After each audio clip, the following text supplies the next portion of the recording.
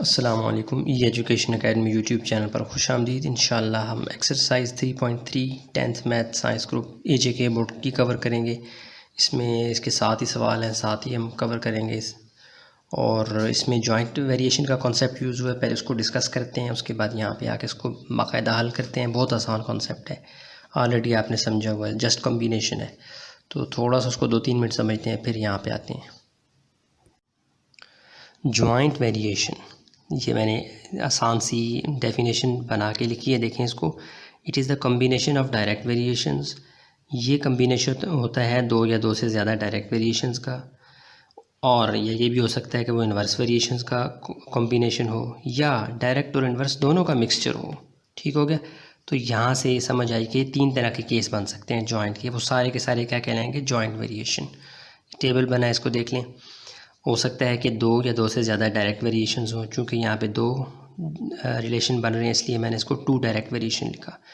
3 होते तो 3 भी लिख सकता था। जैसे y है, लेट्स सपोज वो जो है डायरेक्ट वेरिएशन में किसकी है? x की। इसी तरह y जो है डायरेक्टली प्रोपोर्शनल है z के। ये दोनों तरफ y इन्वॉल्व है, इसलिए कंबाइनिंग 1 और 2 किया तो क्या आ जाएगा? y direct varies to x and z। ठीक हो गया। डायरेक्ट में क्या होता है, आपको पता है कि डायरेक्टली में जो 2 क्वांटिटीज़ होती हैं, जैसे y अगर मैं इसको बढ़ाऊंगा तो x बढ़ेगा। y के ऊपर जो ऑपरेशन परफॉर्म करूंगा, सेम उसका असर वैसे का वैसा x पर जाएगा, सेम z पे जाएगा। ठीक है, यानी y अगर मैं डिक्रीज़ करता हूँ, z भी क्या होगा? डिक्रीज़। ठीक हो गया। तो ये डायरेक्ट प्रोपोर्शनल डायरेक्ट वेरिएशन एक ही चीज़ के 2 नाम हैं। तो ये केस भी क्या है? जॉइंट वेरिएशन का एक केस है। अगला केस क्या है जी? उसमें 2 इन्वर्स या 2 से ज़्यादा भी आ सकते हैं, इन्वर्स वेरिएशंस इन्वॉल्व होंगी। लेकिन y बैक वक्त क्या है जी? x के इन्वर्स प्रोपोर्शन और फिर z के भी इन्वर्स प्रोपोर्शन। इन दोनों बातों को मैंने सिम्बॉलिकली इक्वेशन 1 इक्वेशन 2 में लिखा, फिर इनको कंबाइन किया तो मेरे पास क्या बन गया? y इन्वर्सली प्रोपोर्शनल टू या inverse varies to 1/x/y/z। Inversely में क्या होता है? अपोजिट होता है इसके। y को इंक्रीज़ करेंगे, x क्या हो जाएगा? डिक्रीज़। y को डिक्रीज़ करेंगे, z क्या हो जाएगा? इंक्रीज़। अपोजिट होते हैं। ठीक है, ओके। तो ये भी क्या हो जाएगा? जॉइंट वेरिएशन का एक केस है।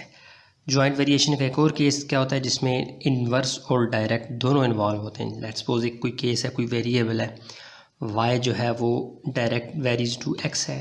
ठीक है, y एक और उसी यानी कि सिनेरियो में y इन्वर्सली प्रोपोर्शनल है किसके, या इन्वर्सली वेरीज है किसके? z के।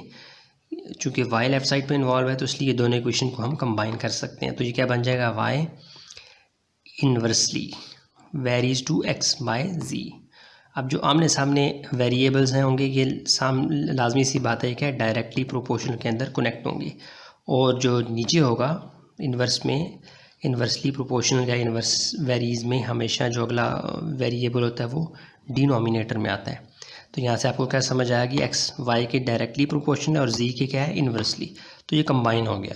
मुख्तलिफ सिनारीज हो सकते हैं, बैक वक्त डायरेक्ट वेरिएशन के भी 2-3 ऑप्शंस हो सकते हैं, इन्वर्स के भी 2-3 हो सकते हैं, लेकिन कंबाइन आपने उनको ऐसे ही करना है। लेट्स सपोज यहाँ पे अगर मिसाल के तौर पर ABC होता, वो भी डायरेक्ट वेरीज होता y के, तो हम उसको ऊपर लिखते हैं। अगर कोई और variable let's suppose HQM inversely होता तो वो हम यहाँ पे नीचे लिखते। समझ आ गई है?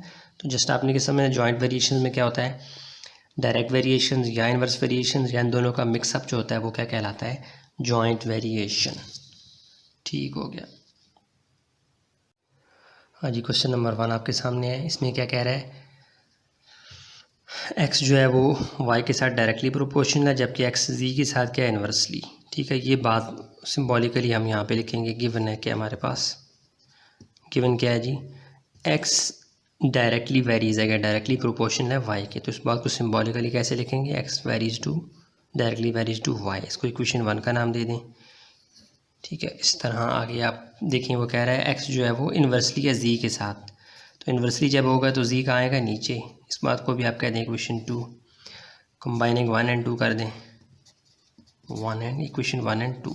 ऐसे क्या होगा? x दोनों तरफ इन्वॉल्व है तो हम सिर्फ x लिखेंगे एक दफ़ा, और y ऊपर भी है और z नीचे भी है। इस बात को जब आपने कंबाइन किया तो ये वाली फॉर्म बन जाएगी। अब ये वेरीज का साइन, प्रोपोर्शनलिटी का साइन जब ख़त्म होगा तो क्या आएगा आपके पास? इक्वालिटी आएगी, और इक्वालिटी के साथ एक कांस्टेंट लाजमी आएगा जो कि हम अमूमन लिखते आ रहे हैं k, तो हम k ही यूज़ करेंगे। k y और जी। ये काम की इक्वेशन, इसको आप कह दें इक्वेशन ए। ठीक है, चूँकि इसको थोड़ा सा अलग करना है बाकी इक्वेशन से, इसको इस मेन इक्वेशन हमारी ये है, इसको हम इक्वेशन ए कह देते हैं।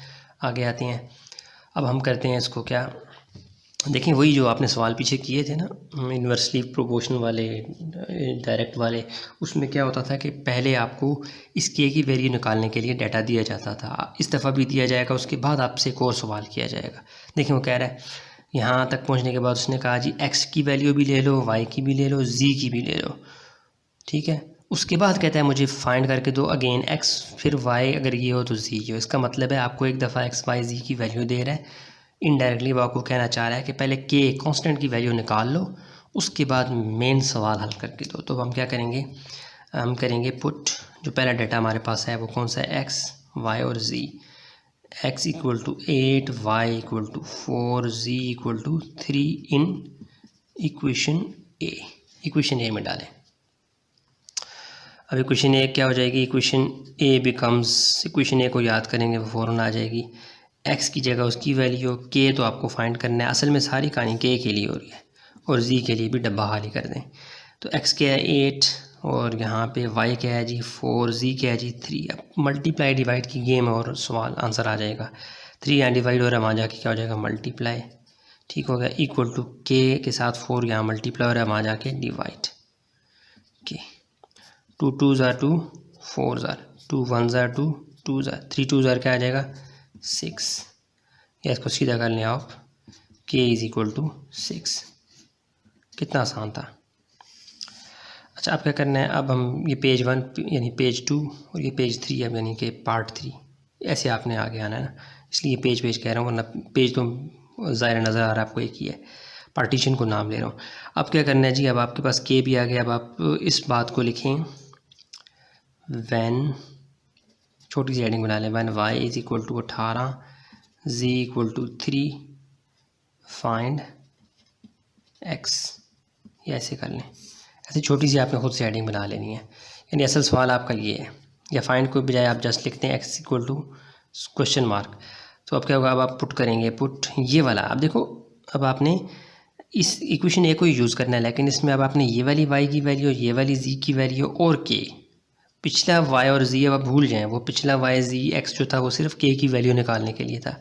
अब जो आप सवाल हल करेंगे यहाँ से, तो ये वाला वाई, ये वाला जी और के, ये तीनों यूज़ करेंगे इक्वेशन ए में और आपका आंसर आ जाएगा।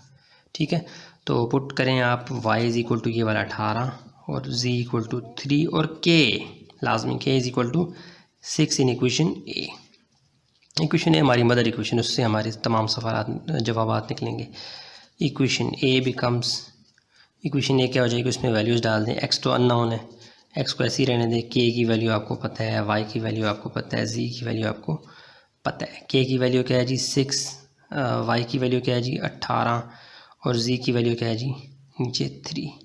3 1s are 3, 3 2s are, और यूँ हमारे पास आंसर आ जाएगा। और वो क्या है 18 2s are 36। आंसर कितना इजी था ये सवाल, सबसे ज़्यादा आसान मुझे लगा है। अब देखें दोबारा से एक दफ़ा रिपीट कर देता हूँ। जॉइंट वेरिएशंस के सवाल आता है जिसमें इसमें इन्वर्सली प्रोपोर्शन और डायरेक्ट प्रोपोर्शन का कंबाइंड इफेक्ट आपको नज़र आएगा। वो कह रहा था कि x जो है वो डायरेक्टली है y की और इन्वर्सली है z के। इस बात को मैंने सिम्बॉलिकली ये लिखा। उसके बाद मैंने क्या किया, ये चूँकि दोनों तरफ x इन्वॉल्व था, मैंने कंबाइन 1 और 2 कर दिया। तो x ही आया लेफ़्ट साइड पे और राइट साइड पे, y ऊपर आ गया, z नीचे, कंबाइन करने से। और इस साइन को ख़त्म किया तो इक्वालिटी है और कांस्टेंट के आ गया। इसको इक्वेशन ए का नाम दिया क्योंकि यहीं से हमारे तमाम मसाइल हल हो जाएंगे। फिर मैंने क्या किया, आगे चला आगे सुनूंगा एक्स वाई जी लाजमी तौर पे दिए जाते हैं ताकि आप कांस्टेंट के निकाल लें। वही मैंने एक्स वाई जी की वैल्यू यूज़ की इक्वेशन ए में, तो के क्या निकल आया 6। अब क्या करना है, आगे बढ़ना है। अब जो फाइनल आपका सवाल है वो कह रहा है वाई अगर ये हो, जी अगर ये हो तो मुझे एक्स फाइंड करके दो। तो के तो आपको फाइंड करें, अब आपका मसला हल है। अब आपने क्या करना है, इसको थोड़ी सी हेडिंग बना लेनी है। When Y is equal to 18, ji equal to 3, X find करो वो क्या है। अब आपने ये वाली एक्स और जी की वैल्यू, वाई और जी की वैल्यू यूज़ करनी है। Put y is equal to 18, ji equal to 3, के अब आपके पास आ चुका है पहले, वो यूज़ करना है आपने इक्वेशन ए में बार बार। ये आपकी मदर इक्वेशन है। तो यहाँ पे डालने से जस्ट मल्टीप्लाई डिवाइड की आंसर क्या आ गया 36। अब चलते हैं क्वेश्चन नंबर 2। क्वेश्चन नंबर 2 आपके सामने ये और ज़्यादा आसान है। इसमें जस्ट वो आपको क्या कह रहा है कि f varies jointly as g and h. कहता है एफ़ जो है वो डायरेक्ट रिलेशन बना रहा है किसके साथ, जी के साथ और एच के साथ। फिर आपको वो एफ़, जी और एच तीनों वैल्यूज़ दे रहा है, मतलब कांस्टेंट के फाइंड करना होगा। उसके बाद आपको फिर अगेन जी और एच दे रहा है और कह रहा है एफ़ फाइंड करो। तो आपको के जब मिल जाएगा तब आप ये बहुत आसानी से कर लेंगे। पिछले सवाल से भी ज़्यादा आसान है। तो सोल्यूशन में जाके आप करें। गिवन आपके पास क्या है जी, गिवन या सिंस कह लें, उसने खुद आपको बताया कि एफ़ सिम्बॉलिकली आप लिखें varies jointly as g and h. Jointly है तो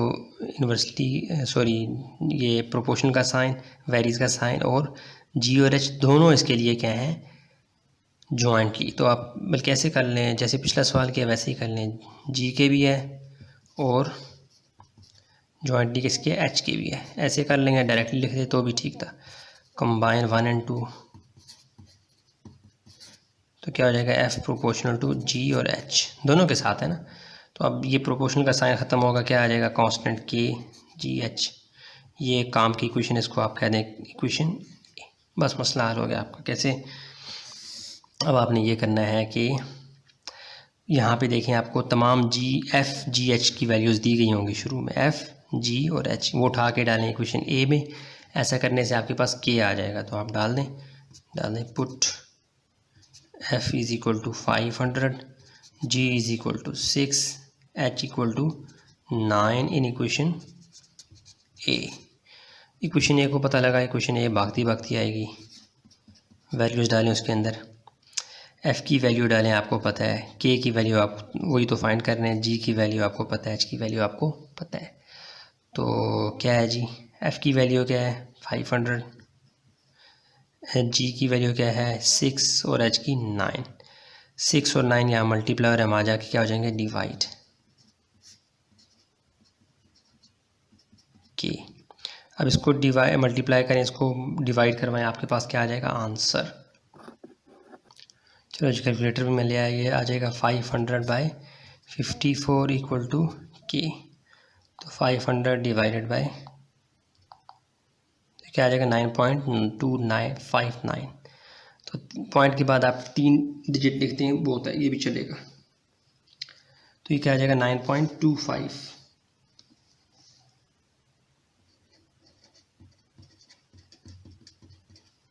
सीधा करके लिखने के इज इक्वल टू क्या आ गया 9.25। ये आपके पास आ गया के। अब आपने क्या करना है, अब आपने यूज़ करना है इस के को आगे। अब देखिए आपके पास आगे जो मेन सवाल है वो क्या है, वो कह रहा है when g is equal to 13, h equal to 8। तो क्या फाइंड करके दो, एफ़। इसकी छोटी सी आप हेडिंग बना लें। अब आप करें पुट। अब आपने इस पिछले जी एच को भूल जाना है, अब आपने इस जी और एच को याद रखना है। Put g is equal to 13, h equal to 8 और के आपके पास जो निकला है वो क्या है 9.25। किधर डालना है आपने, अपनी इक्वेशन में, मेन ए में। इक्वेशन ए बिकम्स, वो क्या हो जाएगी, उसमें आपने एफ़ फाइंड करना है, तो एफ़ वैसे का वैसा ही रहेगा, इक्वल टू के की वैल्यू आपको पता है, जी की वैल्यू आपको पता है, एच की वैल्यू आपको पता है, जस्ट वैल्यूज़ डालनी है, मल्टीप्लाई करना, आंसर आ जाएगा। जी के आपके पास क्या है जी 9.25, जी क्या है जी 13 और एच क्या है जी 8। जस्ट मल्टीप्लाई करें और आंसर निकालें 9.25।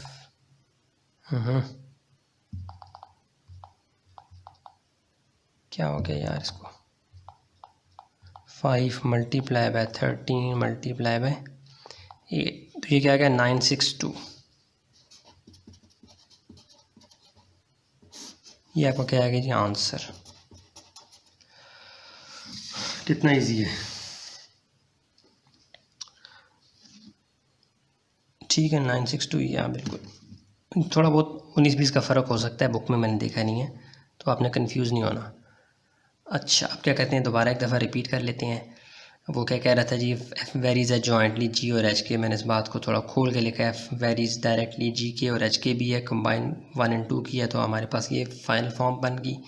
प्रोपोर्शनल का वेरीज का साइन ख़त्म के, इक्वालिटी आ गई, के जी एच आ गया। इसको इक्वेशन ए का नाम दिया, जैसे ही के आ जाया करें ना आप उसको मेन इक्वेशन डिक्लेयर कर दिया करें। फिर आपने क्या करना है, पुट जो शुरू में वो आपको तमाम वेरिएबल्स की वैल्यूज़ देगा। असल में वो आपको हिंट देता है क्या आप फाइंड करो, के फाइंड करो। एफ़ की वैल्यू, जी की वैल्यू, एच की वैल्यू उठा के डाली क्वेश्चन ए में। क्वेश्चन ए में डालने से के आपके पास क्या आ गया 9.25। के नंबर बड़ा सा था लेकिन मैंने उसके जस्ट 2-3 नंबर उठाए, 2 उठाए। अब के और बाकी आगे जो वेरिएबल्स हैं वो उठा के डालने और अननोन फाइंड करना है। इस बात को मैंने लिखा क्या, when ji is equal to 13, h equal to 8, F find करो। जी की वैल्यू, एच की वैल्यू यहाँ से उठानी है, ये वाली। पिछले जी और एच को भूल जाएं अब आप, वो जस्ट के की वैल्यू निकालने के लिए थे। अब आपने इस जी और इस एच को डालना है और के को डालना है। किस में, इक्वेशन ए में। तो आपके पास सिंपल मल्टीप्लिकेशन की वजह से आंसर आ गया। ठीक है, अब देखते हैं क्वेश्चन नंबर 3। अच्छा जी, अब ये सवाल पूरा का पूरा अपने बुक से देखना है, मैं इसको डायरेक्टली सॉल्व करता हूँ। उसमें वो आपको क्या कह रहा है, डाटा दे रहा है और कह रहा है कि पी वेरीज है डायरेक्टली क्यू के और इन्वर्सली है जी 2 मज़ीद वेरिएबल्स हैं, वो क्या हैं, आर स्क्वायर और एस। बुक आपने सामने रखनी है यार, मेरे पास अब जगह नहीं थी, तो मैं डायरेक्टली लिखता हूँ सिंस या गिवन कह लें, पी डायरेक्टली वेरीज है किसके, क्यू क्यूब के। इसको इक्वेशन 1 का नाम दें एंड ये गिवन कह लें, वो ज़्यादा बेहतर है यार। गिवन क्या है जी, पी डायरेक्टली वेरीज है क्यू क्यूब के और पी इन्वर्सली वेरीज है किसके। इन्वर्सली का जब भी नाम आएगा आपने 1 लिखना है डिवाइडेड बाय जो बता रहा है कि वो इन्वर्सली है उसको नीचे। तो नीचे कौन से हैं जी, किधर की, आर स्क्वायर और एस। ठीक हो गया, ये क्या है, इन्वर्सली। देखो अब नीचे इन्वर्सली 2 है, डायरेक्टली 1 है, लेकिन वो पावर से आपने कंफ्यूज नहीं होना, पावर जो मर्ज़ी हो, कोई मसला नहीं है। अब आपने क्या करना है, इसको इक्वेशन 2 का नाम दे दें, कंबाइनिंग 1 एंड 2। 1 एंड 2 कंबाइन होकर क्या बन जाएंगी, P प्रोपोर्शनल टू, ऊपर वाला क्या है क्यू क्यूब, नीचे क्या है जी आर स्क्वायर और एस। इसमें हटाएं इसको, प्रोपोर्शनलिटी के साइन को हटाएं तो क्या आ जाएगा, इक्वलिटी और के आ जाएगा, क्यू क्यूब और आर स्क्वायर और एस। अब आपने क्या करना है, अब आपको इसको इक्वेशन यार नाम दे दो, इसको इक्वेशन ए का, भूल गया नाम देना। ये हमारी मेन इक्वेशन है जिसमें क्या आ गया, ये हमारी मेन इक्वेशन बन गई। अब आपने क्या करना है, बुक में देखना आपको ये क्यू आर और एस तीनों वैल्यूज़ पहले गिवन होंगी, वो असल में आपको के निकालने के लिए दी होंगी। पी क्यू आर एस चारों की वैल्यू गिवन होंगी, आपको के निकालना है। अब आप डालें पुट, आप डालें P इज इक्वल टू क्या है जी, पी क्या है 25, आर हमारे पास क्या है 3 और Q क्या है 5, हम बुक देख रहा हूँ साथ साथ, और S क्या है जी 2। किस में डालना है इन इक्वेशन A। तो इक्वेशन A बिकम्स क्या हो जाएगी, जैसे आपने वैल्यूज़ डालनी है, P की वैल्यू, K तो नहीं पता, Q की वैल्यू, R की वैल्यू, S की वैल्यू। अब देखें R की वैल्यू गिवन है, R पावर, ये क्या है यार, आर एस है, आर स्क्वायर है ये, सॉरी आर स्क्वायर आपने ऊपर डाल देना है, क्यू क्यूब ऐसे ऊपर डाल देना, ठीक हो गया। P की वैल्यू 25 और ये क्या था, ऊपर Q है तो 5 और R नीचे है तो 3 और यहाँ पे क्या था S की वैल्यू 2। अब जस्ट आपने मल्टीप्लाई डिवाइड करना है और आपके पास क्या आ जाएगा, K करें तो क्या हो जाएगा 25 इक्वल टू के, 5 5 ज़ार 25 और 25 5 ज़ार 125, 3 3 ज़ार क्या हो जाएंगे 9, 9 2 ज़ार 18। अब ये 125 यहाँ मल्टीप्लाई हो रहा है, वहाँ जाके क्या हो जाएगा डिवाइड, और ये 18 यहाँ डिवाइड हो रहा है, वहाँ जाके मल्टीप्लाई। तो करवा दें, 18 वहाँ चला जाएगा और ये 125 नीचे आ जाएगा, ठीक हो गया। अब के की वैल्यू निकालें 18 25 से और फिर डिवाइड करवा दें।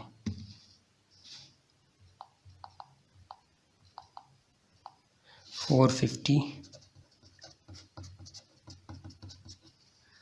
कहें करवाएं, क्या आ रहा है 450 डिवाइड बाय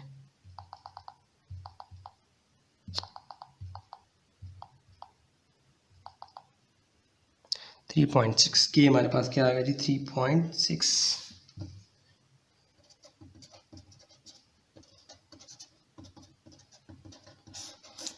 काम की शायद डब्बे में पैक। अब आपने क्या करना है, अब आपने बुक में देखना है, वो आपको मज़ीद कह रहा होगा कि आप P की वैल्यू Q की वैल्यू दे लो। क्या है यार, क्या कह रहा है, किधर गया क्वेश्चन नंबर 3। अब वो कह रहा है कि P फाइंड करो, Q की वैल्यू 16 है, R की 4, S की 3। मीन्स आप लिखोगे क्या, व्हेन, उस बात को लिखोगे when Q is equal to 16, या लिखना चाहिए था, सवाल मुझे बार बार देखना पड़ रहा है, for S is equal to 3, find क्या करना है आपने, P फाइंड करना है। इस बात को छोटी सी हेडिंग बना लो। अब आप लिखो मज़ीद put Q is equal to 16, R is equal to 4, S is equal to 3 and K भी, K क्या है 3.6, किस में डालना है, A में इक्वेशन। फिर ये सवाल आपने पहले किए हुए हैं इस तरह के ना, डायरेक्ट वेरिएशन और इन्वर्स वाले, उसी तरह की पैटर्न को फॉलो करना है आपने। उधर भी आप हेडिंग बनाते थे, छोटी सी हेडिंग जो आखिर में सवाल होता था, उसकी वैल्यूज़ उठा के अब आपने Q R S जो पहले वाली वैल्यूज़ हैं उनको यूज़ नहीं करना, ये न्यू वैल्यूज़ यूज़ करनी है, और K आपके पास जो है वो यूज़ करना है। तो इक्वेशन में क्या आ जाएगा, किधर गया P तो अननोन है, उसको ऐसे ही रहने दो, K की वैल्यू डालो, Q की डालो, R की डालो और S की डालो, लेकिन Q के ऊपर क्यूब है, R के ऊपर स्क्वायर है, ये लाजमी डालना है। तो अब क्या आ जाएगा, K की वैल्यू क्या है जी, Q की वैल्यू क्या है जी 16, R की वैल्यू क्या है जी 4 और S की वैल्यू क्या है जी 3, मल्टीप्लाई डिवाइड आंसर। तो बुला लें कैलकुलेटर को, यहाँ रखते हैं, इसको साथ साथ करते हैं। तो P इज़ इक्वल टू क्या आ जाएगा 3.6 मल्टीप्लाई बाय 16 की पावर 3 कर लें, पावर किधर है यार, ये 3, 4096 और 4 4 16 हो जाएगा, मल्टीप्लाई बाय 3, जगह नहीं आगे आ जाता हूँ। तो ये बन जाएगा 3.6 मल्टीप्लाई बाय, यह आ जाएगा 4, पूरा लिख लो यार, 3.6 4096, यह आ जाएगा 14745.6 डिवाइडेड बाय 48। दोबारा कर लो इसको, ये आंसर आ जाएगा 14745 पॉइंट, मुझे नींद आई वैसे में, 14745.6 डिवाइडेड बाय 48, ये आ गया 307.2। अगेन मुझे नहीं पता बुक में क्या आंसर है, ये आंसर होगा, थोड़ा बहुत 19-20 का फ़र्क हो सकता है, 307.2, तो उसको आपने इग्नोर करना है, ठीक है। मैं चेक भी करूँगा नेक्स्ट सवाल से क्या आंसर आ रहा है मेरी बुक में। तो हमारे स्टेप्स सारे ठीक हैं, बुक कोई अथॉरिटी नहीं है, जब तक हमारे स्टेप्स अगर हाँ चेक कर लिया करें एक दफ़ा कि कोई बहुत बड़ा मेन एरर ना हो, वरना हमारे स्टेप्स बिल्कुल ठीक हैं, कैलकुलेशन भी ठीक है, तो इसलिए हमारा ये आंसर बिल्कुल परफेक्ट है। तो एक दफ़ा मैं इसको रिपीट कर देता हूँ। सवाल आपने बुक से देख लेना है, मैं जस्ट सोल्यूशन को दिखा रहा हूँ। सवाल में मैं कह रहा था P डायरेक्टली वेरीज है किसके, Q के, और इन्वर्सली R स्क्वायर और S के। इन दोनों बातों को सिंबॉलिकली इक्वेशन 1 2 में लिखा, फिर इनको कंबाइन कर लिया, इस साइन को ख़त्म करवाया, इक्वालिटी आ गई, कांस्टेंट K आ गया, अब इसको इक्वेशन A का नाम दिया। हमेशा जब K आ जाएगा आपने उसको equation A, major equation, mother equation, या जो हमारी मसले को हल करेगी वो वाली इक्वेशन ये होगी, ये बहुत इंपॉर्टेंट होगी। फिर आपको again P R Q S की वैल्यूज़ दी गई हैं, वो असल में इनडायरेक्टली आपको कह रहा है कि पहले K निकाल लो, उसके बाद आगे मुझे सवाल हल करके दो। फिर हमने क्या किया, P Q R S सारा का सारा उठा के किस में डाला, A में। K नहीं पता था, K निकल आया, मल्टीप्लाई डिवाइड की गेम है, इसमें अब समझाने की ज़रूरत नहीं है। अगेन फिर अगले पार्ट में लास्ट में वो कहता है कि मैं Q की तुम्हें अलग से वैल्यू दे रहा हूँ, R की अलग से, S की अलग से, मुझे P फाइंड करके दो। अगर डायरेक्टली वो आपको ये सवाल देता, कहता ये हल करके दो, तो आपके पास K ना होता तो आप ये सवाल कभी भी हल ना कर पाते, इसलिए K ज़रूरी था। इसलिए हमने क्या किया, इसको छोटी सी हेडिंग बनाई, हमने कहा पुट करो Q भी R भी S भी, लेकिन ये लेटेस्ट वैल्यूज़, पुरानी वाली वैल्यूज़ नहीं, और K जो हमें फाइंड कर लिया था वो उठा के डालो इक्वेशन A में, यहाँ पे ले आए। याद रखना है कि जो Q क्यूब है, जो भी पावर चल रही है, इसको आपने ब्रैकेट डालने के बाद पावर में लिखना है, अंदर Q लिखना है, 3.6 Q की वैल्यू, और ये क्या है जी R की वैल्यू डाली, ऊपर पावर 2 दिया। तो पहले पावर को अंदर, चूँकि पावर पहले सॉल्व होती है, पावर को हल किया, यहाँ पे भी, फिर दोनों को ऊपर नीचे मल्टीप्लाई डिवाइड किया, और आंसर हमारे पास क्या आ गया 307.2। कितना आसान है, एक दफ़ा सवाल आपकी स्क्रीन में भी आ गया पूरा। अब देखते हैं क्वेश्चन नंबर 4। अच्छा यार, क्वेश्चन नंबर 4 ना बिल्कुल 3 जैसा था और इजी था, मैंने इसको हल कर दिया। आपको ऐसे समझा देता हूँ, आपको समझ आ जाएगी, बहुत इजी है। अगर आप 1 2 3 करके आ रहे हैं तो आपको 4 बिल्कुल 3 की कॉपी लगेगा। इसमें क्या है जी, वो कह रहा था कि क्वेश्चन आपने बुक से देख लेना है। डब्ल्यू जो है वो 2 के साथ डायरेक्टली प्रोपोर्शनल डायरेक्ट रिलेशन बना रहा है। डायरेक्ट क्या, मैंने इस बात को सिम्बॉलिकली लिखा, क्या आ गया, W proportional to directly proportional to u और वी क्यूब। और फिर अगेन वो कह रहा था कि डायरेक्ट के बजाय एक इन्वर्सली भी बना रहा है किसके साथ, एक्स स्क्वायर। उस बात को सिम्बॉलिकली मैंने ऐसे लिखा, इक्वेशन 1 और 2 को कंबाइन किया, ऊपर वाले ऊपर, नीचे वाले नीचे, और डब्ल्यू, और ये साइन ख़त्म हुआ वेरीज का, तो क्या आ गया, कांस्टेंट के इक्वालिटी के साथ। इसको आपने क्वेश्चन ए का नाम दिया। अब आपको वो के निकालने के लिए डब्ल्यू यू वी एक्स चारों देगा, वही हुआ। हमने सवाल को देखा तो उसने यू भी दिया हुआ था, वी और एक्स और डब्ल्यू भी। ये उठा के डाला है क्वेश्चन ए में, जस्ट वैल्यूज़ डाली हैं। डब्ल्यू की जगह उसकी वैल्यू, यू वी और एक्स की जगह उसकी वैल्यूज़। जस्ट क्या किया, वी की क्यूब थी ना तो हमने ब्रैकेट डाल के क्यूब बाहर लिखी, एक्स स्क्वायर था तो हमने ब्रैकेट डाल के स्क्वायर बाहर लिखी, अंदर वैल्यूज़ डाली। 6 2 8 30। सबसे पहले पावर्स दी, 2 की पावर 3 से मुराद ये था, 8 की पावर 2 से मुराद ये था।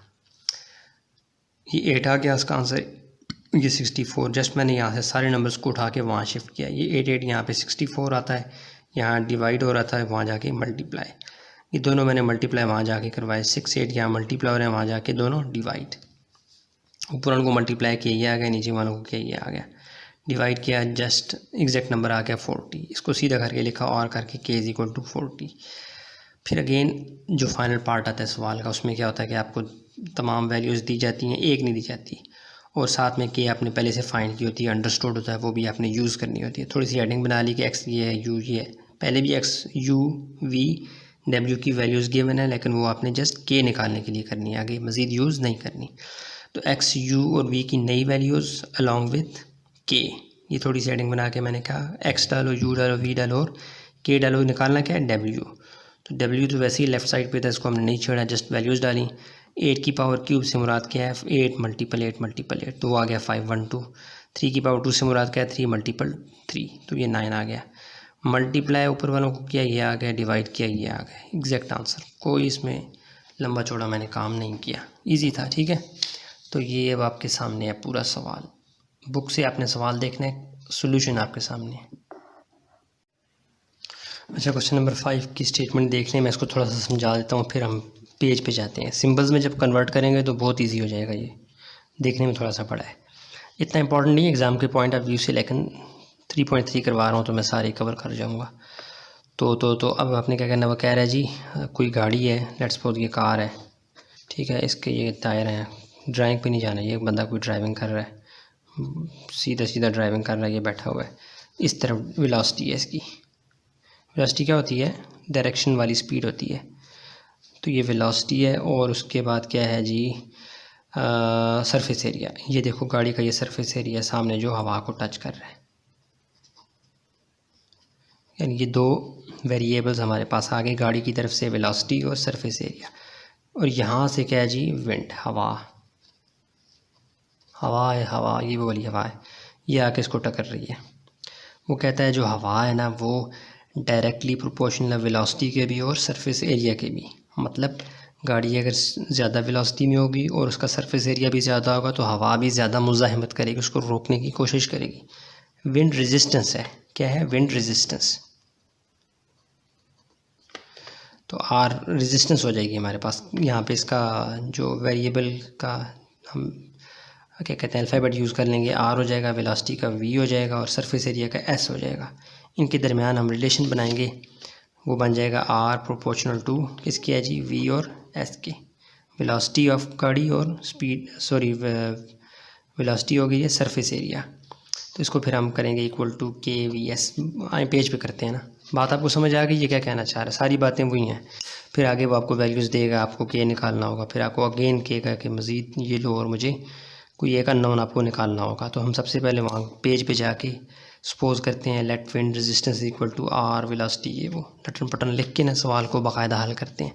थोड़ा सा मैंने आपको समझा दिया, आगे जैसे उसने वैल्यूज़ दी हुई हैं, कंडीशन आपको समझाई है, सिनेरियो समझाया है, बाकी जस्ट आपको डाटा उठा के डालना है और आंसर लाना है इस रिलेशन में।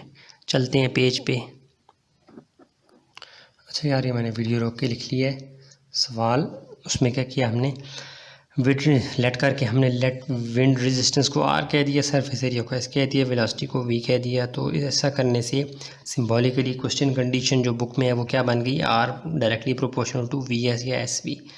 प्रोपोर्शनल के साइन को टाई इक्वालिटी आ गई और के भी आ गया। ये हमारे काम की शायद इसको इक्वेशन ए किया। और फिर आपको पता है हमेशा की तरह आर वी एस तमाम वेरिएबल्स की वैल्यूज़ गिवन होगी, आपको के निकालना होगा। वो युवा आर वी और एस की वैल्यूज़ उठा के ए में डालनी है और के निकालना है। डालें आर की वैल्यू ये आ गई इक्वेशन, यानी इक्वेशन ए बिकम्स, आर की वैल्यू डालें, के तो आपने फाइंड करना है, वी और एस की वैल्यू भी डालें। तो किधर गया, आर की वैल्यू 275, वी की वैल्यू 56 और एस की वैल्यू 30। ये दोनों यहाँ मल्टीप्लाई और वहाँ जाके क्या हो जाएंगे, डिवाइड।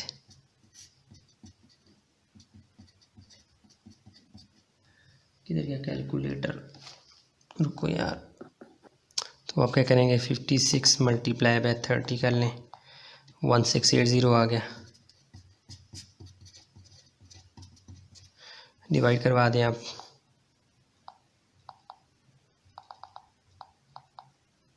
यार क्या आ गया, 0.163, बस बहुत है 3 डिजिट्स, 0.163 इक्वल टू के। सीधा करके लिखते हैं के इज़ इक्वल टू 0.163। ठीक हो गया। अच्छा, वीडियो रोक के मैंने मज़ीद कुछ स्टेप्स कर लिए हैं। देखें कि आपके पास आ चुका है। उसके बाद अगेन उसने आपको क्या करना है, फाइनली 2 वेरिएबल्स दिए हैं, एक कहता है ये फाइंड करके, तो उसको मैंने हेडिंग बना ली छोटी सी।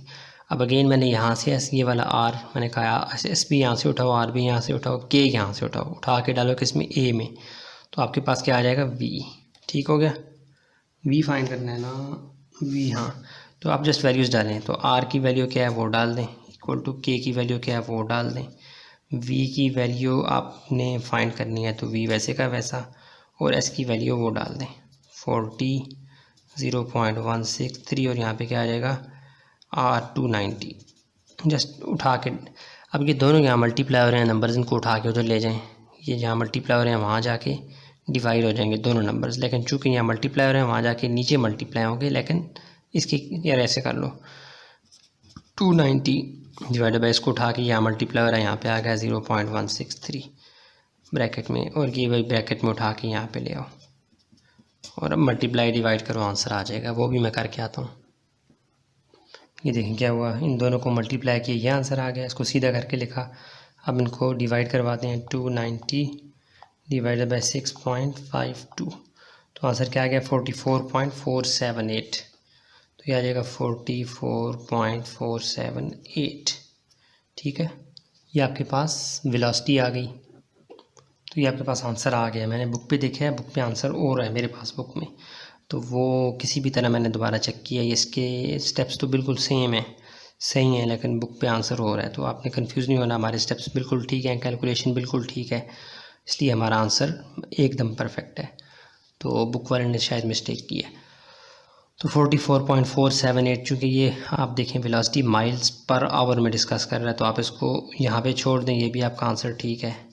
अगर आप साथ में माइल्स पर आवर कर दें तो भी ठीक होगा, तो ज़्यादा परफेक्ट हो जाएगा। ठीक है, एक दफ़ा सवाल को रिपीट कर लेते हैं। सवाल क्या था जी, वो मैंने आपको शुरू में एक्सप्लेन किया, वीडियो को शुरू में देखेंगे। उसमें विंड जो रेजिस्टेंस थी वो, उसको हमने आर कह दिया, सरफेस एरिया गाड़ी का एस कह दिया, वेलोसिटी को वी कह दिया। यानी विंड रेजिस्टेंस, हवा की जो मुज़ाहमत थी, रेजिस्टेंस थी, वो गाड़ी का सरफेस एरिया और उसकी वेलोसिटी पे डिपेंडेंट थी, यानी उस पर डायरेक्टली वेरीज थी। इस बात को सिंबॉलिकली ऐसे लिखा, इक्वालिटी का साइन लाया, के लाया, इसको इक्वेशन ए का नाम दिया। आर वी एस की वैल्यूज़ गिवन होती थी हमारे पास, वो उठा के डाली, के निकल आया, मल्टीप्लाई डिवाइड की गेम है। फिर हमें अगेन उसने कहा कि मुझे एस आर देता हूँ, वी निकाल के दो। हमने कहा कोई बात नहीं, एस भी दो, आर भी दो, के हमें पहले से फाइंड हो चुका था, वो उठा के डाला ए में, तो वी को अकेला किया। आंसर क्या आ गया जी हमारे पास, 44.478 माइल्स पर आवर। ठीक है, ये आसान सवाल है और पूरा आपकी स्क्रीन में भी आ गया। मैंने इसको एक्सप्लेन किया है शुरू में बुक से, बाकायदा गाड़ी बना के। तो ये आपके पास पूरा सवाल स्क्रीन में भी आ गया, आप देखते हैं 6 सेकंड लास्ट सवाल। अच्छा जी, क्वेश्चन नंबर 6 आपके सामने है। थोड़ा बड़ा है, ज़्यादा इम्पोर्टेंट नहीं है, लेकिन समझा देता हूँ। इसमें क्या है जी, इम्पोर्टेंट एग्ज़ाम के पॉइंट ऑफ व्यू से आ भी सकता है, लेकिन मेरी राय है कि जिनकी स्टेटमेंट ज़्यादा बड़ी होती है वो अमूमन नहीं आती।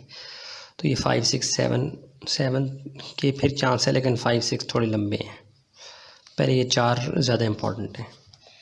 अच्छा, इसमें देखें, कह रहा है the volume of a pyramid varies jointly as its height and, मैंने इसको ना थोड़ा सा वीडियो रोक के बना ली थी डायग्राम।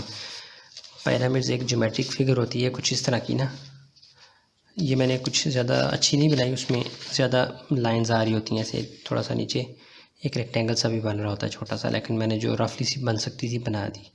वो कह रहा है एक पिरामिड शेप है, उसकी जो बेस है, बेस का एरिया वो 25 और हाइट कितनी है 20, ये क्या हाइट 25, ये भी एक मिनट रुको यार, 25 बेस एरिया है, हाइट 16 है यार, 16 मिस्टेक होगी। यानी वो कह रहा है कि एक पिरामिड शेप है जिसकी बेस एरिया कितना है 25 और हाइट कितनी है जी 16। फिट है या जो भी है, वो यूनिट में नहीं बोल रहा। बेस 25 है, हाइट 16 है, और उसका जो टोटल वॉल्यूम है वो कितना है 96। यानी ये तीनों आपको दे रहा है, और साथ में वो ये कह रहा है वैल्यूज़ तो दे ही रहा है, साथ में वो आपको रिलेशन बना के क्या दे रहा है, कहता है वॉल्यूम जो है वो डायरेक्टली वेरीज है, लिखा हुआ है वेरीज जॉइंटली।